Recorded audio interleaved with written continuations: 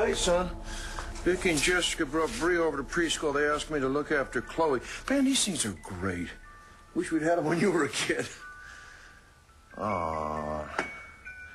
Listen, that little music box you gave her, she just loves that. That baby's really brought a lot of joy into this house. Don't say that. Why not?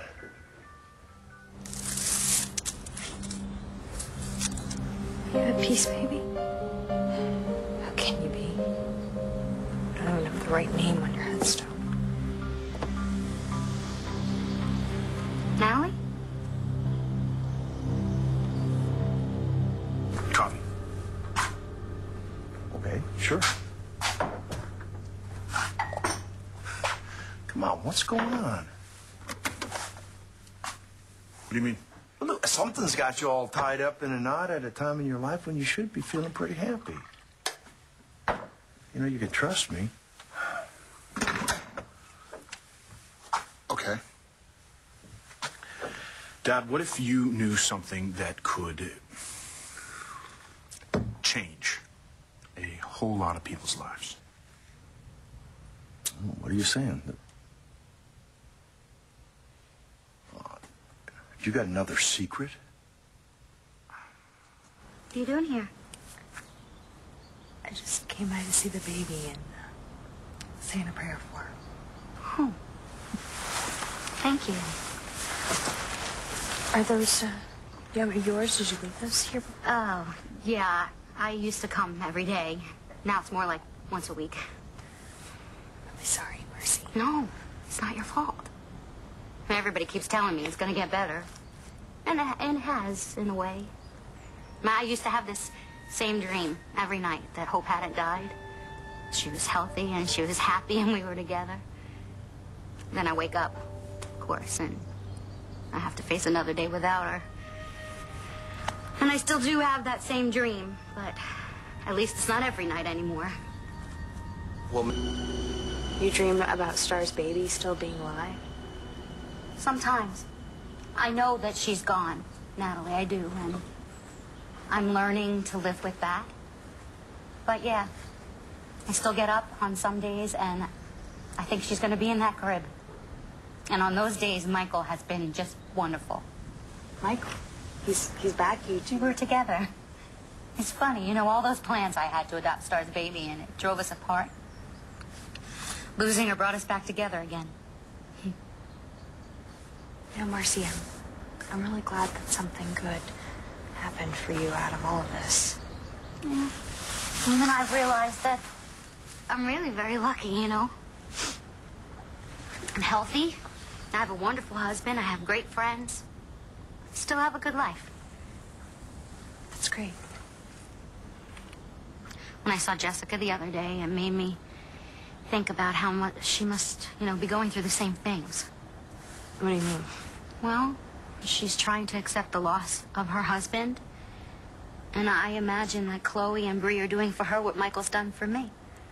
When I saw her with that baby, and just having that child, it has just brought her back to life.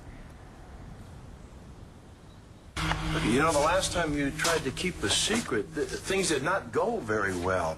I mean, Jessica lost Nash, the Buchanans lost their company, I lost Vicky. Look, Dad, calm down, okay? This is nothing like that. Well, for starters, it's not even my secret. Well, then what is the problem? If it got out, it could do a lot of damage. What, are we back to Nash? No. That was different. That was for my own selfish reasons. This is... Look, there's got to be situations that it's better to keep your mouth shut. What kind of situations? You know what I mean? What?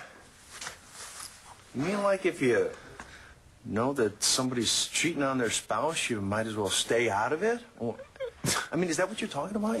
You know about somebody who's catting around? No. This is a whole other ballpark. Jess seems better. She is. There's gonna be a christening. She asked Jared and me to be the godparents. That's great. You know you were the best godmother in the world to Tommy. Thank you. I saw him the other day. gotten so big. He talks in sentences, full sentences. And when I gave him back, all he could say was, Mama. I know that time was really hard for you. Yeah, it was. I guess it seems I'm just not meant to be a mother. So, you gonna do it? Do what? Be Chloe's godmother. Oh, you know, I don't know. Jared and me were just talking about it. You know, it's just a tough situation with everything that happened last summer. Yeah, well, I know that you'd be wonderful. And I know that you would always do right by that child. I'm sure trying to. Son, I don't know what's eating you, and I don't want to know. But you got to make a decision here, because until you do, this thing's going to be tearing you apart. How do I make that decision? We both know that I was never a role model for good decision-making most of my life, so all I can tell you is what the program says. Keep it simple. Do the greatest good for the greatest number of people. Duty calls.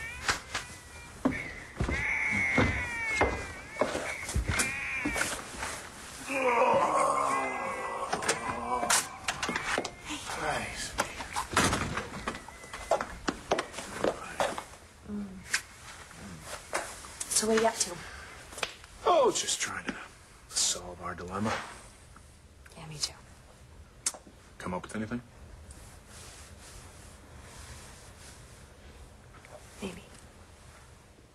So I ran into Marcie, and she's doing a lot better.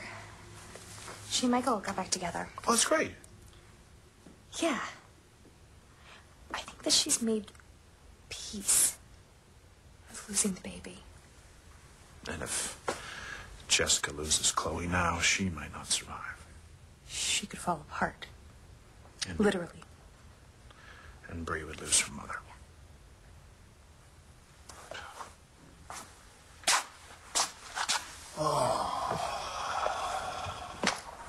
What's the greatest good for the greatest number of people?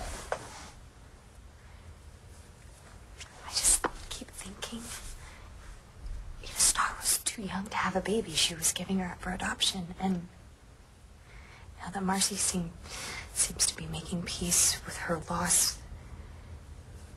So we do nothing. Jared, what good would it do?